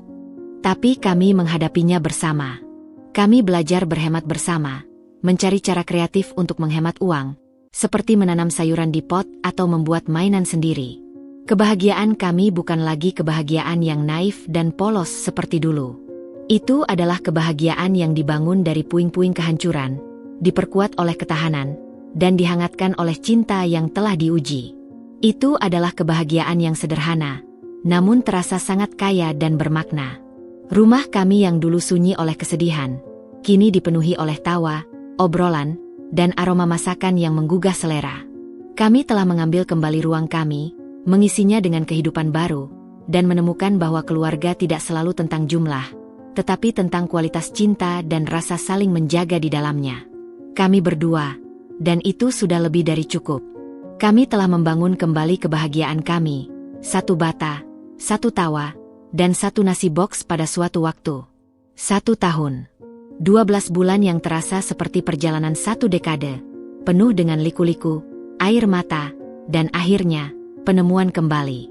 Hari ini, matahari terasa lebih hangat, langit lebih biru, seolah alam ikut merayakan ulang tahun pertama kebebasan kami yang sesungguhnya. Aku berdiri di dapur rumah kami yang sekarang berfungsi juga sebagai markas, usaha catering, Dinda S Kitchen. Dindingnya kini dihiasi dengan figura-figura berisi foto-foto makanan yang kubahasi sendiri, dan beberapa sertifikat higiene yang kudapatkan setelah mengikuti pelatihan. Sebuah kulkas kecil kedua sudah berdiri di sudut, penuh dengan bahan-bahan untuk pesanan hari ini. Aku sedang menyelesaikan hiasan kue ulang tahun, kue kecil sederhana dengan tulisan, Happy 1 ST Birthday, usaha kita. Vino, yang sekarang sudah lebih tinggi sedikit dan semakin lincah, berlari masuk ke dapur, seragam bolanya sudah kotor oleh lumpur lapangan. Ibu, pesanan untuk arisan Ibu Sari sudah diantar, ya? Vino lihat ayah Rizal ambil tadi, lapornya dengan napas terengah-engah, tapi wajahnya berseri. Sudah, terima kasih ya, sayang sudah bantu ngawasin, jawabku sambil menyisihkan sedikit krim untuk dicicipinya. Gimana latihan tadi? Seru. Pelatih bilang Vino jadi striker inti untuk lomba minggu depan. Soraknya bangga. Ibu pasti datang, kan? Pasti dong. Ibu akan ada di barisan paling depan, teriak-teriak nama Vino. Janjiku, dan dia tertawa lebar. Sebuah suara yang adalah musik terindah bagiku. Perubahan pada Vino adalah keajaiban terbesar. Anak yang dulu pendiam dan selalu waspada, kini kembali menjadi anak yang percaya diri dan bersemangat. Prestasinya di sekolah membaik, dan dia memiliki lingkaran pertemanan yang sehat. Terkadang, sangat jarang, dia masih bertanya tentang Mas Irwan, tapi sekarang lebih sebagai rasa ingin tahu, bukan karena trauma. Aku selalu menjawab dengan jujur dan singkat, dan dia akan mengangguk, lalu melanjutkan aktivitasnya. Luka itu sudah menjadi bekas luka, tidak lagi menjadi luka terbuka yang menyakitkan. Usahaku juga tumbuh pesat. Dinda S Kitchen tidak hanya dikenal di kompleks perumahan, tapi sudah mulai menerima pesanan dari kantor-kantor kecil di sekitar sini. Aku bahkan mempekerjakan seorang ibu tetangga part-time untuk membantu di hari-hari sibuk. Rasa percaya diriku yang dulu hancur lebur, kini kembali tegak. Aku bukan lagi mantan istri Mas Irwan. Aku adalah Dinda, pemilik Dinda's Kitchen, ibu dari Vino. Malam itu, setelah semua pesanan selesai, kami merayakan ulang tahun usaha kami dengan makan malam spesial. Vino memilih menunya, mie ayam level maksimal, versi kami, dan es krim coklat. Duduk di meja makan yang sama yang dulu menjadi saksi bisu kehancuran kami, sekarang dipenuhi tawa dan cerita. Ibu, Vino punya ide, ujarnya tiba-tiba, sambil menyendok es krimnya. Next time, kita bisa bikin nasi box untuk turnamen bola Vino. Teman-teman pada suka masakan ibu. Wah, ide bagus itu. Nanti ibu hitung-hitung harganya. Jawabku, tersenyum. Lihatnya, bukan hanya bertahan, tapi bahkan mulai memiliki ide untuk berkembang. Ibu, dia melanjutkan, suaranya sedikit lebih serius. Vino itu paling berterima kasih sama ibu. Dadaku terasa hangat. Kenapa tiba-tiba bilang begitu? Karena ibu kuat. Ibu nggak pernah nyerah. Walaupun ayah pergi, ibu tetap bisa bikin Vino happy dan bikin usaha yang keren. Matanya yang jujur menatapku. Vino mau kayak ibu kalau sudah gede, kuat dan jago masak. Air mataku akhirnya menetes. Air mata kebahagiaan, kebanggaan, dan kelegaan. Terima kasih, sayang. Tahu tidak? Ibu juga berterima kasih sama Vino. Karena Vino yang kasih ibu kekuatan. Waktu itu Vino yang berani lawan ayah. Itu yang bikin ibu tahu bahwa ibu harus kuat untuk kita. Kami berpelukan erat. Meja makan yang dulu menjadi panggung penghinaan, sekarang menjadi altar syukur kami. Memang, kami masih hidup sederhana. Tidak ada mobil mewah atau apartemen tinggi. Tapi kami memiliki sesuatu yang lebih berharga. Kemandirian, kedamaian, dan cinta tanpa syarat. Badai terhebat dalam hidup kami telah berlalu, meninggalkan langit yang lebih jernih dan fondasi yang lebih kokoh. Kami telah belajar bahwa keluarga bisa hadir dalam banyak bentuk, dan yang kami miliki, berdua, adalah bentuk yang paling tulus dan kuat. Pelangi setelah badai memang indah. Tapi yang lebih indah adalah kekuatan yang kami temukan untuk menari di bawah sinarnya. Berdua, dengan hati yang penuh syukur dan masa depan yang cerah terbentang di depan. Dan untuk kami, itu adalah akhir yang sempurna, sekaligus awal yang membahagiakan.